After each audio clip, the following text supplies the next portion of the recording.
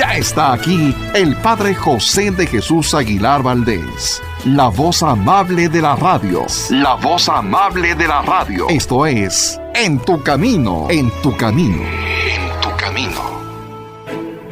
Hábito es la conducta o comportamiento que repetimos de manera constante hasta que solemos realizarla de un modo automático. Los hábitos pueden ser buenos o malos, es decir, virtudes o vicios. Pero ¿saben cómo podemos dejar de repetir estos últimos que tanto nos afectan? Tenemos las respuestas para esta pregunta en el nuevo curso del Padre José. ¿Cómo vencer nuestros vicios? Pongamos mucha atención a esta 9ª sesión y aprendamos cómo vencer nuestros vicios.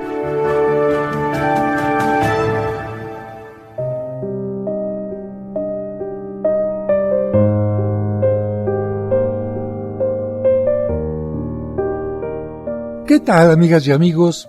Bienvenidos a una emisión más de este programa en el que siempre trato de recordarles que nunca estamos solos. ¿Por qué? Porque de una o de otra manera Dios siempre está en nuestro camino. Y también lo está en el camino de la reflexión. Cada vez que reflexionamos y hacemos crecer nuestra conciencia, es Dios quien nos está ayudando a tener más luz. En estos programas estamos hablando de cómo los vicios que lamentablemente permitimos que crecieran en nuestra vida pueden ser vencidos, pueden ser corregidos a través de las virtudes, que es exactamente lo contrario a cada vicio. En el programa anterior estuvimos hablando de las virtudes de sobriedad, castidad y austeridad. Y pasamos ahora a la virtud de la generosidad, un corazón con manos. La generosidad es un privilegio y encanto de las almas grandes. Las personas generosas cautivan, contagian, inspiran y dejan huellas indelebles en los corazones. Se cuenta de un niño pequeño que todavía no sabía leer, que gastaba invariablemente su domingo comprando el periódico que otro niño vendía en una esquina. Su padre le preguntó, ¿por qué no compras mejor dulces o chocolates? Y el niño le respondió, compro el periódico para que ese niño tenga que comer. La generosidad consiste en desprendernos de nuestros bienes en favor de los demás. Nunca falta quien llame a nuestra puerta para pedir un poco de pan, un apoyo económico, un gesto de aprobación, una sonrisa, una caricia, un cuarto de hora de atención, un perdón. En definitiva, una ración de generosidad. Y muchas veces, lamentablemente, nuestra respuesta depende del momento, del ánimo, del humor que tengamos, y no debería ser así.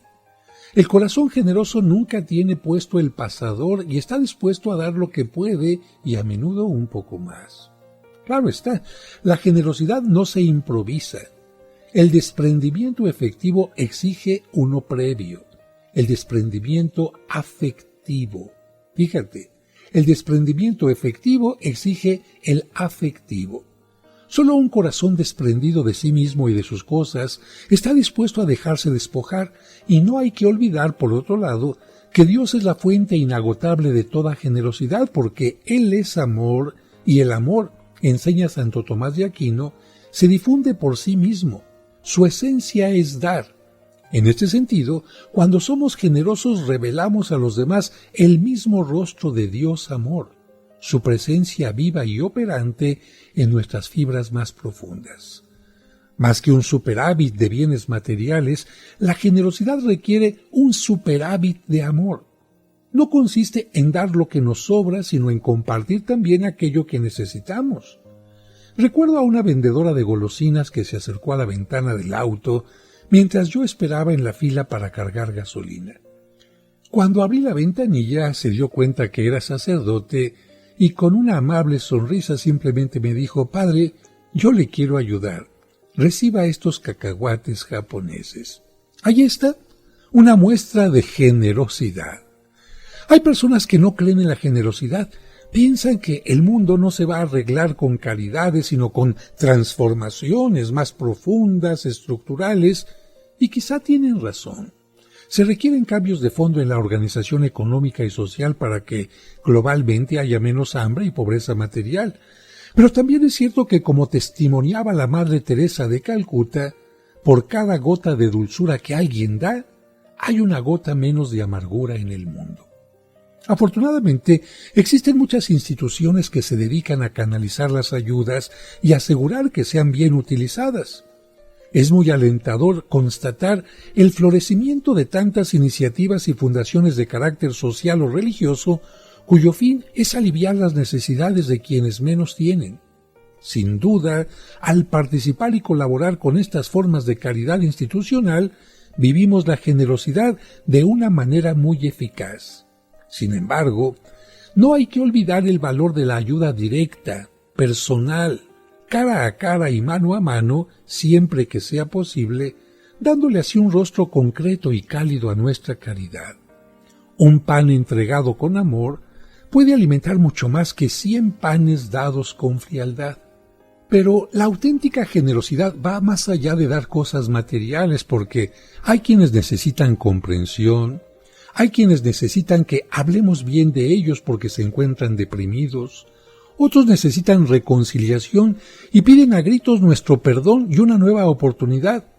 Y a propósito del perdón, es el don más grande que podemos ofrecer en ocasiones, el que entraña más gratitud y generosidad. Y esto es una muestra del amor y generosidad tan grande que tiene Dios por nosotros. Quizá el fruto más inmediato de la generosidad sea el gozo interior. Fíjense que en cierta ocasión un hombre me confesó: soy tan egoísta que prefiero ser generoso, solo así me siento feliz. Esto es otra manera de decir que la generosidad se paga sola, no necesita recompensas. Solo es feliz aquel que es dadivoso, decía el gran Goethe. Aún así, la generosidad tiene siempre un efecto boomerang. Tarde o temprano se nos regresa. Hace tiempo se me acercó un señor con aspecto de pordiosero en una iglesia. Hacía frío, pero él solo vestía una camiseta muy deteriorada, pantalones y sandalias. Pero lo curioso fue que, en lugar de pedirme dinero, me invitó a desayunar en un restaurante. Al inicio pensé que bromeaba o que no estaba en sus cabales, pero él insistió cortésmente y me dijo que estaría ahí esperándome. Media hora más tarde, no sin antes haber desayunado, entré al restaurante más que nada llevado por la curiosidad.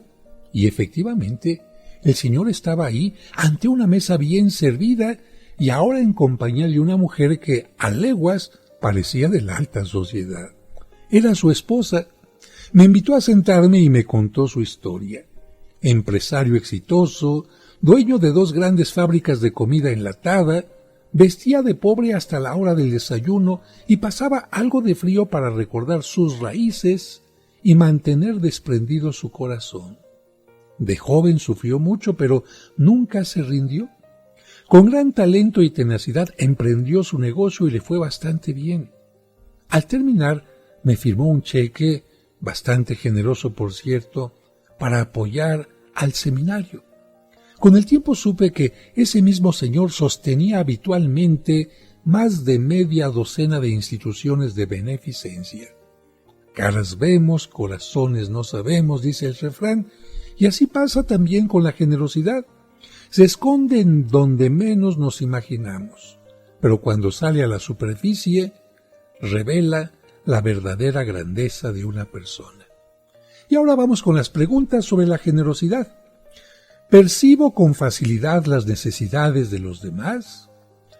¿Tengo puesto el pasador en mi corazón y declino fácilmente a las peticiones de los demás? ¿Tengo el propósito de hacer al menos un acto de generosidad al día? ¿Brindo apoyo a los más necesitados a través de alguna organización de ayuda institucional? ¿Dedico tiempo a alguna labor asistencial, voluntariado, etcétera? Si no puedo ayudar materialmente a una persona, ¿le brindo al menos un rato respetuoso y cordial? ¿Creo en la eficacia de la caridad, aunque no sea más que para remediar alguna necesidad muy particular? Después de estas preguntas, pasamos a nuestro siguiente tema, la mansedumbre, que podemos considerar una virtud de sabios. Para los cristianos, Jesús es el más alto modelo de las virtudes humanas, encarnándolas todas en un grado sumo y perfecto. Sin embargo, en su enseñanza nos pidió que lo imitáramos en una sola virtud, cuando dijo: «Aprendan de mí, que soy manso y humilde de corazón». La mansedumbre es una virtud típicamente antiegoísmo. Como vimos, introdujo en nosotros el desequilibrio y la ruptura en todas nuestras relaciones, con Dios, con los demás, con nosotros mismos y con el mundo creado. Precisamente por esto, la mansedumbre contrasta contra el vicio del orgullo y sus actitudes de superioridad e impaciencia ante los demás. La mansedumbre es quizás el rostro más visible de la humildad. Es una actitud relajada, pacífica y serena que brota de la aceptación de nosotros mismos y de los demás. La mansedumbre nos depara un gran sosiego interior y nos permite navegar por la vida con esa serena tranquilidad del orden, que es propia de la paz, según la definición de San Agustín. Pero regresamos enseguida después del corte.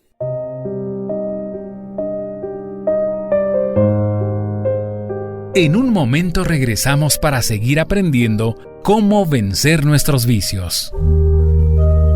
Como un servicio para ti que por enfermedad o causas ajenas a tu voluntad no te permiten asistir a la misa dominical en tu comunidad, Grupo Fórmula transmite para ti la Santa Misa todos los domingos a las 2 de la tarde por 1470 AM. En tu camino, un programa para encontrar la meta. Sigamos escuchando el curso ¿Cómo vencer nuestros vicios?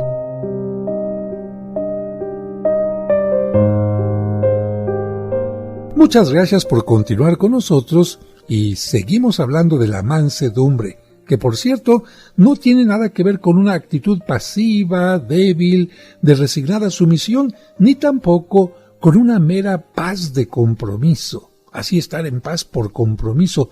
Más bien, es el fruto de un corazón valiente que tiene el coraje de enfrentar y doblegar su propia ira. Estamos dominándonos. Solo podemos alcanzar la paz después de haber vencido nuestro egoísmo, con sus impaciencias, rabietas y otras explosiones irascibles que seguramente conocen muy bien. La mansedumbre, como las demás virtudes, tiene también muchas caras. Una de ellas es la bondad, que nada tiene que ver con la falta de carácter o una personalidad apocada, disminuida.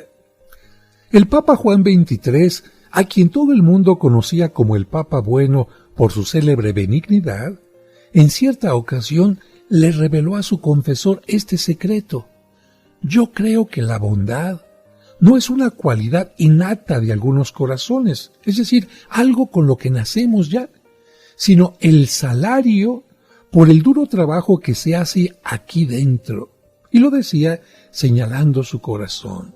De esta manera el Papa decía: no se nace siendo bondadoso, hay que luchar constantemente para obtener esta virtud. Un matiz de la bondad es la afabilidad, cuyas características son el trato cortés, el semblante amable, la mirada serena, la sonrisa franca, el gesto cálido. Quizás para muchos todo esto no es más que buena educación, pero no. La afabilidad es más que eso, porque brota de una actitud humilde, mansa, de sincero respeto y aprecio hacia los demás. Porque hay gente que puede poner una buena cara, tener una buena sonrisa, pero simplemente está actuando, está aparentando. Y la afabilidad tiene que salir desde el corazón. Un aspecto más de la mansedumbre es la empatía. Etimológicamente significa entrar en el sufrimiento. En griego, pathos, del otro. Entrar en el sufrimiento del otro. Coloquialmente solemos decir ponerse en sus zapatos. La empatía nos hace comprensivos, pacientes y compasivos. Intuimos lo que nuestro prójimo puede estar sufriendo o cargando en su interior y evitamos lastimarlo, herirlo o importunarlo. Y cuando tenemos también el deber de corregirlo, escogemos el modo y el momento, las palabras y los gestos más adecuados según el estado de ánimo del otro. Eso es empatía, entrar en el sufrimiento, en el corazón del otro, y desde ahí, en su sufrimiento, ayudarle. El leitmotiv de la mansedumbre es servir siempre y en todas las formas en que sea posible. Si poseemos, por ejemplo, dones naturales de liderazgo, los empleamos para ayudar, guiar, sostener y motivar, y no para ejercer un liderazgo bonachón que busca solamente que nos aprecien y que nos alaben, sino más bien un liderazgo exigente en el fondo, que exige porque quiere que los demás crezcan, que saquen lo mejor de sí mismos, pero cuidadosos en las formas y con una visión inquebrantablemente optimista de los demás. Es decir, creo en ti, tú lo puedes hacer, confío en ti. Reza a este respecto un sabio adagio latino: suaviter in forma, fortiter in re. ¿Qué significan estas palabras? Suave en la forma, firme en el fondo. Un aspecto más de la mansedumbre es la paciencia. Esta virtud podría definirse como la capacidad para sobrellevar sin alterarnos los errores y las limitaciones de los demás. La paciencia se refleja sobre todo en nuestra reacción ante quien pudiera importunarnos o irritarnos con su imprudencia, con su impuntualidad, necedad, lentitud, etc. Si somos mansos, reaccionaremos así, mansamente, sin acalorarnos ni irritarnos. La mansedumbre nos ayuda a perdonar también porque nos aporta un insumo básico del proceso del perdón, que es la aceptación. Aceptación del otro con sus cosas positivas, pero también con sus limitaciones. La mansedumbre en sí no nos sana las heridas, pero nos predispone al poder curativo de la aceptación, que supone reconciliarnos con la realidad, con esas heridas y situaciones que no podemos cambiar, sino solo asimilar y digerir, entender las situaciones del otro, sus limitaciones, sus heridas, sus errores. En el fondo, al desprendernos de nosotros mismos, la mansedumbre pone nuestro centro por encima y más allá de nosotros mismos, hasta tal punto que el bienestar de los demás, ¿sí?, el bienestar de los demás llega a importarnos tanto o más que el nuestro. Esta actitud esconde una profunda libertad interior que nos permite afrontar la vida y sus vicisitudes con un continuo «me parece bien». Y recuerda que Cristo nos pidió que lo imitáramos en una sola virtud cuando dijo: «Aprendan de mí que soy manso y humilde de corazón». Por eso tuvo tanta paciencia, por eso sigue teniendo tanta paciencia con nosotros y piensa tanto en nuestro bien, a tal grado de que podría seguir muriendo en la cruz por ti y por mí. Y vamos a las preguntas sobre la mansedumbre. ¿Procuro mantener un rostro sereno y afable en toda circunstancia? ¿Soy cuidadoso en mis palabras y gestos para no herir a los demás? ¿Me mantengo sereno cuando tengo que corregir a alguien? ¿Sobrellevo con paciencia los errores de los demás? ¿Perdono con facilidad? ¿Ejerzo mi liderazgo o autoridad con suavidad y firmeza al mismo tiempo? ¿Suelo responder a los demás: ¿me parece bien? Bien, pues vamos ahora a nuestra siguiente virtud, que es la sencillez o el encanto de la simplicidad. ¿Qué es la sencillez? Bueno, la sencillez es una perla preciosa con un poder encantador. Si la vanidad repele, la sencillez atrae y cautiva a todo el mundo. Su concepto evoca simplicidad, transparencia, candor, un corazón sin doblez, todo lo contrario de la complicación, el rebuscamiento y la afectación que son propios de la vanidad. La sencillez crea personalidades desenvueltas, espontáneas, sin miedos ni complejos, porque no busca aparentar, sino ser uno mismo, una misma. Siendo sencillos, Contrastamos toda forma de arrogancia y presunción, y aunque hayamos sido bendecidos con talentos y cualidades sobresalientes, los desarrollamos y utilizamos como si fueran normales.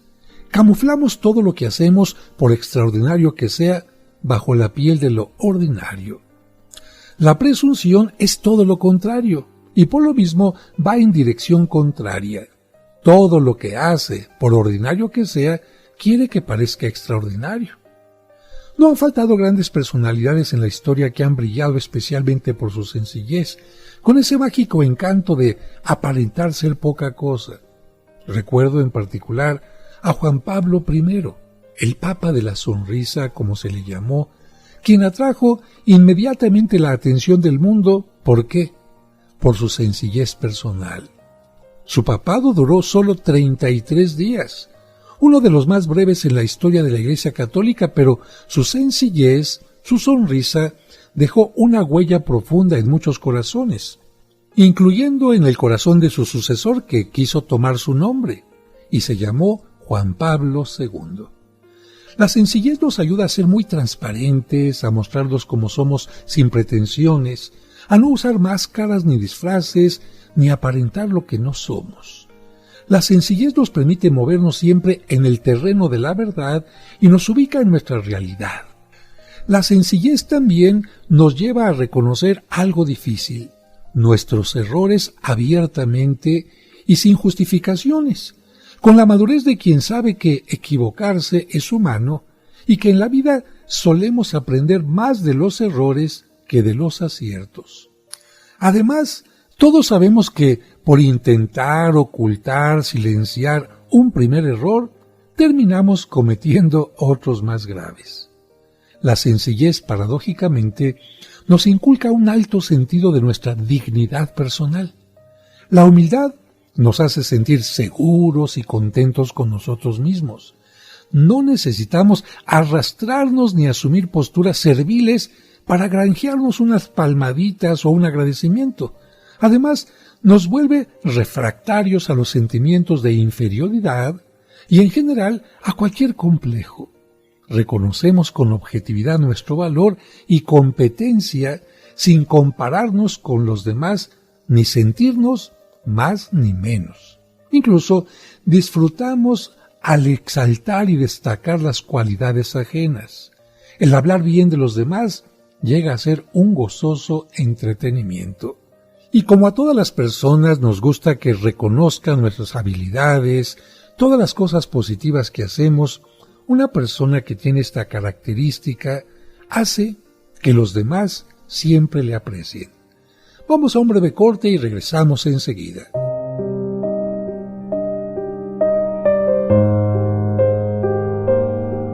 En un momento regresamos para seguir aprendiendo cómo vencer nuestros vicios.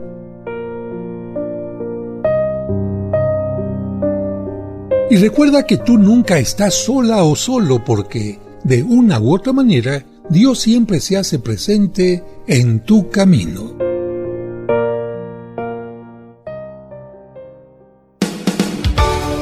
Conoce los lugares más importantes de la Tierra Santa y diferentes santuarios europeos sin salir de casa a través de los videos del Padre José. Al pasar por la pequeña puerta, los peregrinos pueden ver una losa de mármol que protege la piedra original donde estuvo el cuerpo de Cristo. Suscríbete a su canal de YouTube y ahí podrás aprender mucho sobre nuestra religión católica. Hoy quiero presentarles este libro que se llama Los Apócrifos y otros libros prohibidos. Encontrarás cuentos y explicaciones divertidas para los pequeños. ¿En cuántas de ellas caíste? En ninguna, padre. No les hice caso porque no quería caer en el mal. Podrás escuchar completos los cursos de autoestima y tanatología. Una persona que no se ama no podrá tener una fuerte y sana autoestima. Todos los domingos a las 9 de la mañana podremos celebrar juntos la Santa Misa. En el nombre del Padre, y del Hijo, y del Espíritu Santo. Amén. Amén. No esperes más. Busca su canal en YouTube como Padre José de Jesús Aguilar y suscríbete. En tu camino, un programa para encontrar la meta.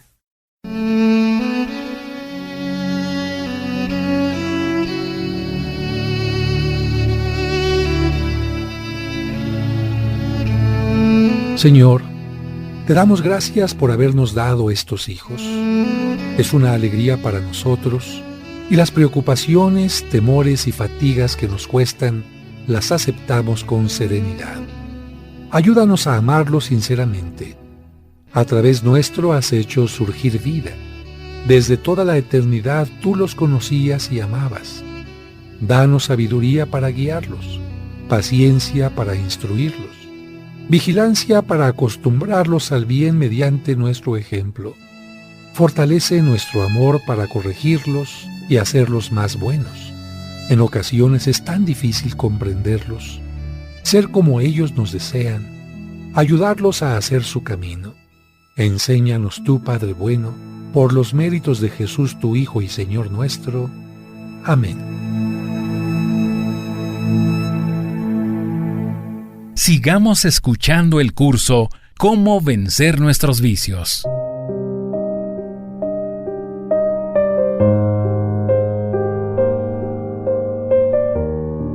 Muchas gracias por continuar con nosotros y seguimos hablando de la sencillez y concretamente de algo que se llama el candor. ¿Qué es el candor? Pues un privilegio de la sencillez. Se trata de una especie de ingenuidad inteligente, o dicho de otra manera, una inocencia voluntaria. Pero no se trata de ser ingenuos o inocentes en un sentido equivocado, como para que nos tomen el pelo, para que abusen de nosotros, no. Simplemente se trata de mostrarnos en una forma sencilla. Preferimos incluso equivocarnos pensando bien de los demás, antes que pensar que tienen malas intenciones o dejarnos llevar por prejuicios hacia ellos. En el fondo, es una opción de vida por un clima de serenidad y no de aprensión, de tranquilidad y no de preocupación, de confianza en los demás y no de perpetua sospecha, claro, siempre que no nos den motivo para ello. Dicho de otra manera, en lugar de estar pensando que los demás me están engañando, que tienen cosas negativas ocultas, yo trato de ver lo positivo.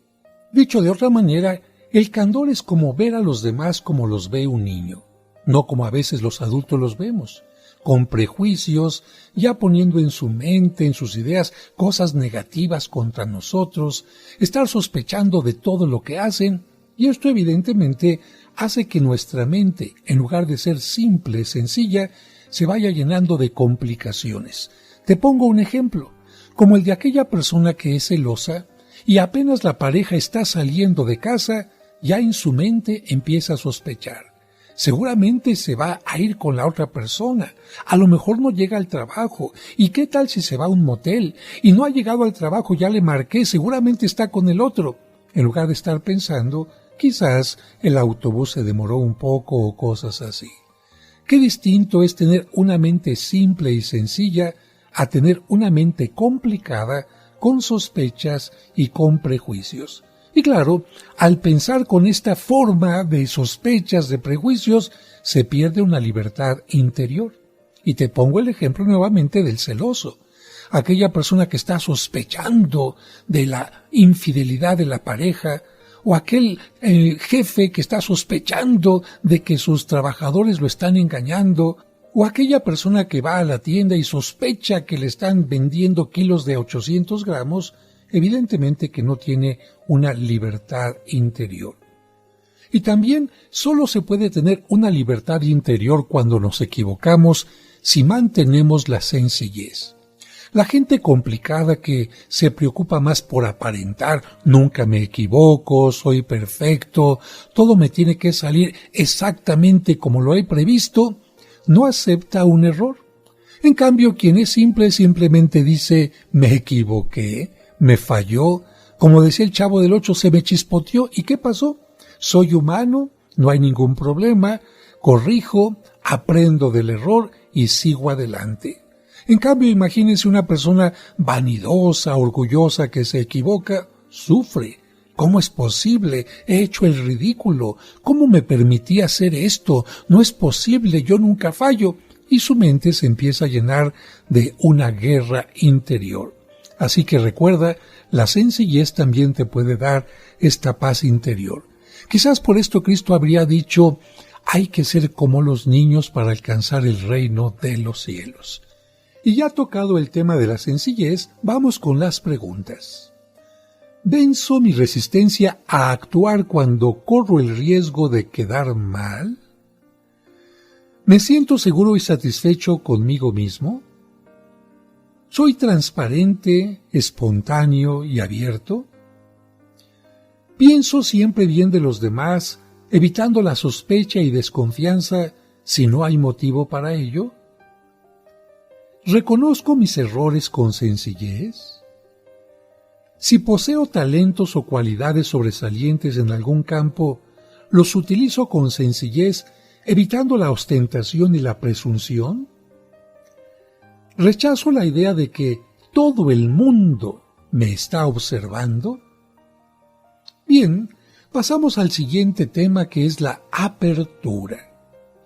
La apertura a los demás es un acto que requiere humildad, por eso decimos es un acto de humildad al reconocer que solos no podemos ir muy lejos.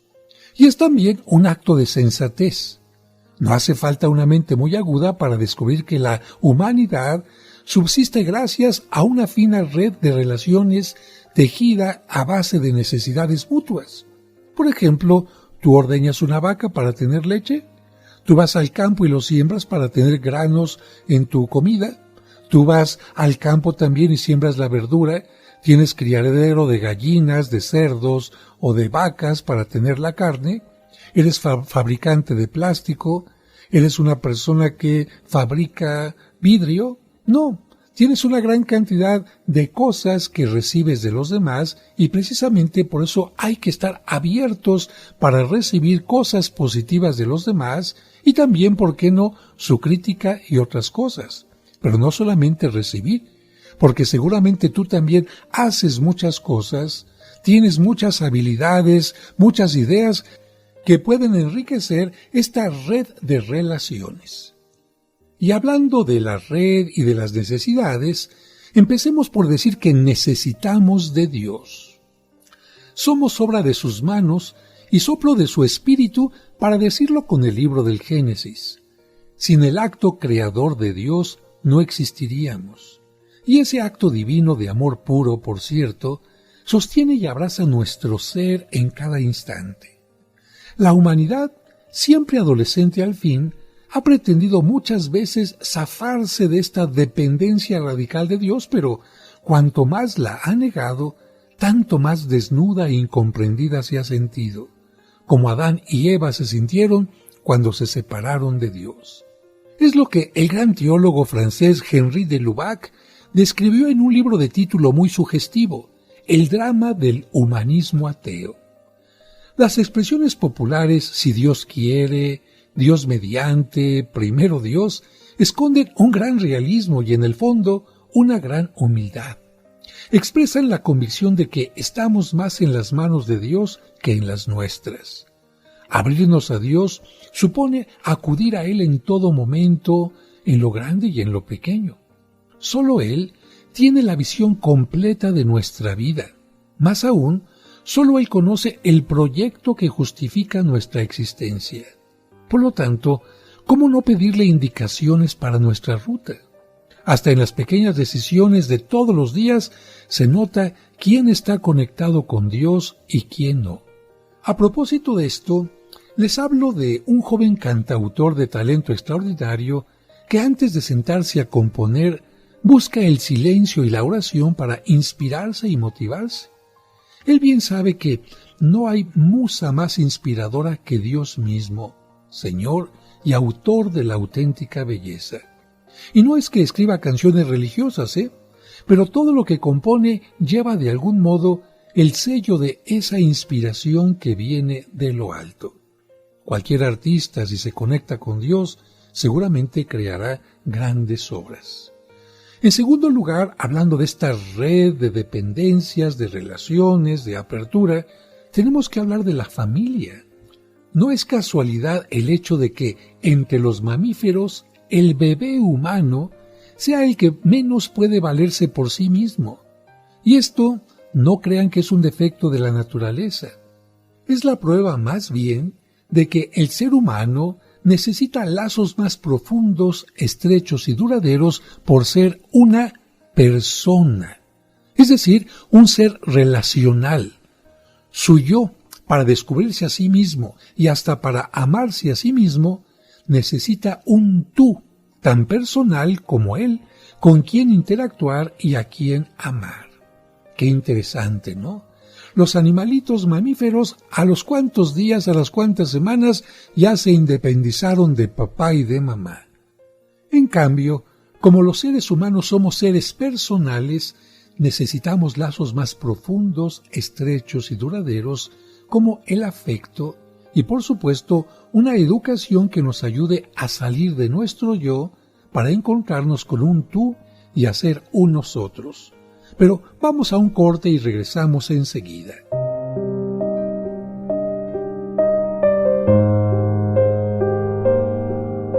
En un momento regresamos para seguir aprendiendo cómo vencer nuestros vicios. Y recuerda que tú nunca estás sola o solo porque, de una u otra manera, Dios siempre se hace presente en tu camino.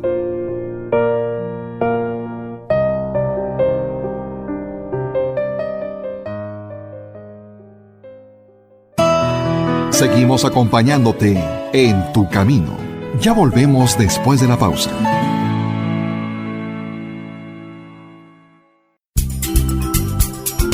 En tu camino.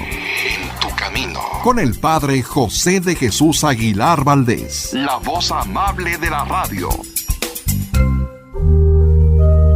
Como un servicio para ti que por enfermedad o causas ajenas a tu voluntad no te permiten asistir a la misa dominical en tu comunidad, Grupo Fórmula transmite para ti la Santa Misa todos los domingos a las 2 de la tarde por 1470 AM. Sigamos escuchando el curso Cómo vencer nuestros vicios. Muchas gracias por continuar con nosotros. Seguimos hablando de la virtud de la apertura. Apertura hacia Dios en primer lugar y apertura hacia la familia. Recuerden que el libro del Génesis, un libro en el que se utilizan muchos simbolismos, nos habla de que Dios crea al hombre totalmente solo. Y precisamente para que el hombre no se sienta solo, crea después a los animales a los que el hombre les va poniendo un nombre. Y aunque conocemos a personas o nosotros hemos tenido la experiencia de que con la compañía de un animal nos sentimos muy bien, incluso sentimos que son capaces de entender muchas cosas, no podríamos decir que los animales son seres personales. Son maravillosos, pero en realidad no podemos platicar con ellos, no podemos reflexionar con ellos, y muchas otras cosas más que solamente podemos hacer con un ser humano. Por eso, el mismo libro del Génesis dice, no es bueno que el hombre esté solo. Y creó a la mujer, quien se uniría al varón para constituir la primera familia. Esta es, o debería de ser, el núcleo primario de interacción interpersonal para el ser humano y también el más cálido y acogedor. Ese es el proyecto de Dios para la familia. Por desgracia, muchas familias sufren la intromisión subrepticia de distractores que no les permiten integrarse adecuadamente, como por ejemplo el distractor de la prisa, el distractor de ciertos medios electrónicos, porque hay familias que no platican, no conversan, no reflexionan, no interactúan, porque cada quien está viendo su laptop o su televisor. Y también otro distractor, el exceso de actividades extrafamiliares, todo lo que se tiene que hacer fuera de casa. Hay personas que van al trabajo muy temprano y regresan del trabajo ya muy noche. Convendría recuperar la esencia del hogar, el cual en su origen era ese espacio en el que los padres y los hijos se reunían en torno a una verdadera hoguera de leña para protegerse no solo del frío, sino sobre todo del individualismo y la soledad. De niño siempre gocé el hecho de que en mi casa hubiera alguien más, luces encendidas y rumor humano, Claro, no era tan difícil porque éramos 8 hermanos, pero también sufrí la tristeza de quedarme solo algunas veces como en un nido abandonado, especialmente cuando hacia los 7 años tuve una infección muy fuerte que hizo que estuviera durante la Navidad y el Año Nuevo recluido totalmente solo en una área de infecciones en un hospital. Recuerdo en particular cierta ocasión en la que salí de la casa sin permiso para ir a jugar con un vecino. Un par de horas más tarde, al volver, no encontré a nadie. Solo una notita pegada en el refrigerador. Pepe, que era mi apodo de niño, nos fuimos al cine con todos tus hermanos, papá y mamá. Uy, fue uno de mis peores castigos. Hablando de apertura, la convivencia familiar nos exige dedicar tiempo, recibir y aportar, hablar, pero también escuchar, acoger y perdonar, tener detalles, ayudar y repartir muchos abrazos y besos. Sé de un grupo religioso que tiene una dinámica familiar muy interesante. Le llaman Noche de Hogar. ¿En qué consiste la dinámica? Miren, cada familia escoge una noche a la semana y nadie toma compromisos ese día.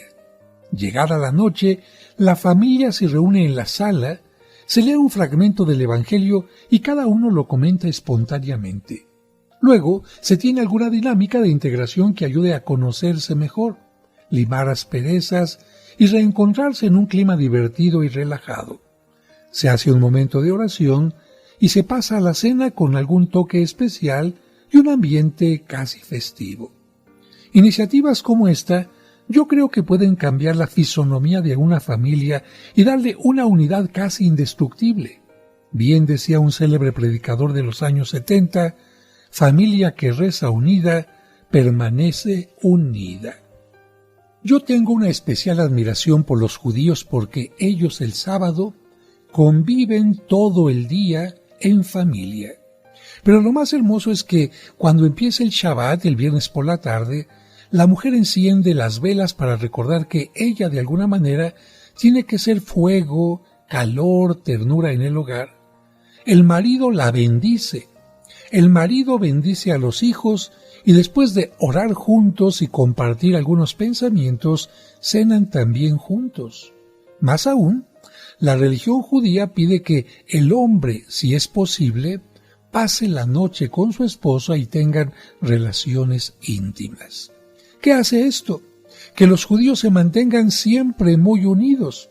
Y piensen un poco, los judíos han sufrido destierro, han sufrido exilio, han sufrido guerras mundiales, han sufrido exterminio.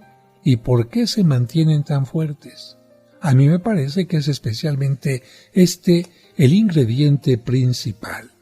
Ojalá que los domingos, los cristianos por lo menos, conviviéramos también en familia, no solamente participando juntos de la Santa Misa, sino también de otras cosas que tienen que ver con la unión familiar. Pasamos a hablar ahora de un aliado de nuestra humildad, la amistad. Este elemento constituye otro espacio de apertura que nos ayuda a vencer la autosuficiencia. Un amigo es alguien en quien podemos confiar, apoyarnos, mirarnos como en un espejo y compartirle también pensamientos y sentimientos muy íntimos.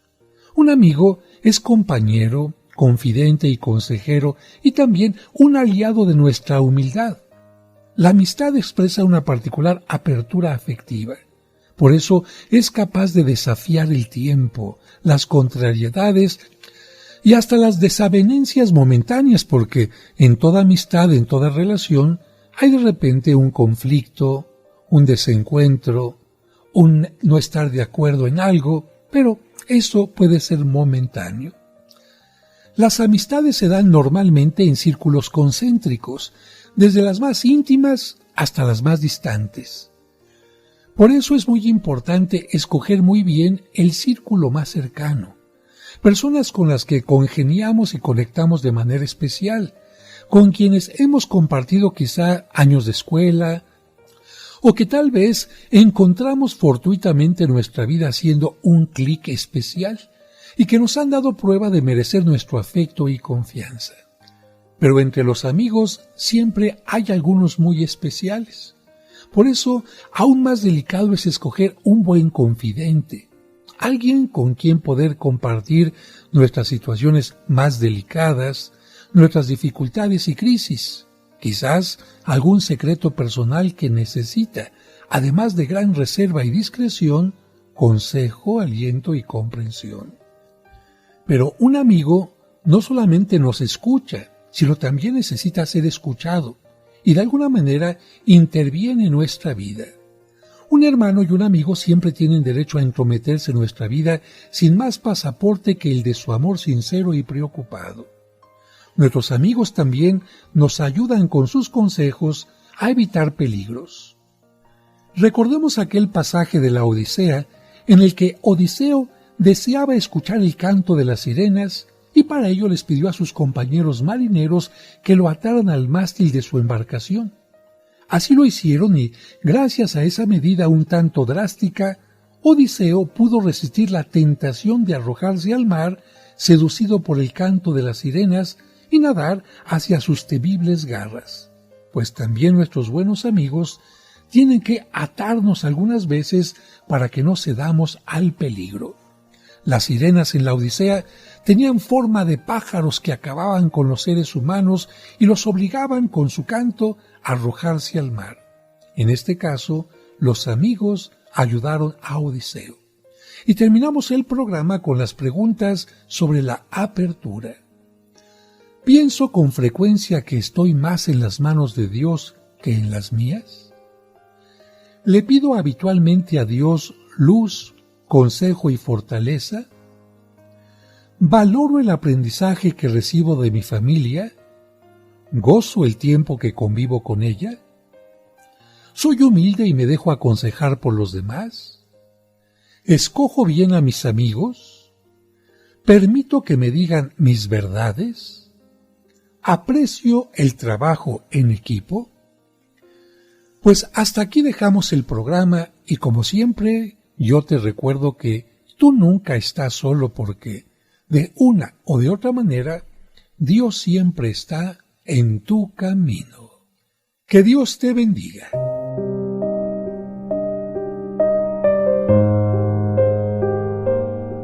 Por hoy terminamos nuestra sesión, pero mañana continuaremos aprendiendo cómo vencer nuestros vicios. Te esperamos.